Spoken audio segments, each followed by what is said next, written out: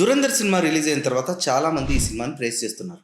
కొంతమంది ఏమో ఈ సినిమాని ప్రాపగేండా అంటున్నారు. అయితే ఇది ఆడియన్స్ విషయంలో మాత్రమే కాదు, సినిమా ఇండస్ట్రీలో కూడా ఇదే పరిస్థితి. కొంతమంది ఈ సినిమాని పొగుడుతుంటే ఇంకొంతమంది నెగిటివ్ గా రియాక్ట్ అవుతున్నారు. అయితే ఇంకొంతమంది మాత్రం అస్సలు రెస్పాండ్ అవ్వట్లేదు. సౌత్ ఇండస్ట్రీ నుంచి super star Rajinikanth, S S Rajamouli, Mahesh Babu, junior NTR, Ram Charan, Allu Arjun ఇలా చాలా మంది సెలబ్రిటీస్ ట్వీట్ చేశారు. కానీ బాలీవుడ్కి ఏమైంది? చాలా మంది సెలబ్రిటీస్ అసలు రెస్పాండ్ అవ్వలేదు. ముఖ్యంగా బాలీవుడ్ టాప్ స్టార్స్ అమితాబ్ బచ్చన్, సల్మాన్ ఖాన్, షారుఖ్ ఖాన్, ఆమీర్ ఖాన్ వీళ్ళెవరు ఈ సినిమా గురించి ఇప్పటివరకు రెస్పాండ్ అవ్వలేదు. ఒక రిపోర్టర్ అడగ్గా ఆమీర్ ఖాన్ నేను సినిమా అయితే చూడలేదు కానీ బాగుందని అంటున్నారు అని చెప్పాడు.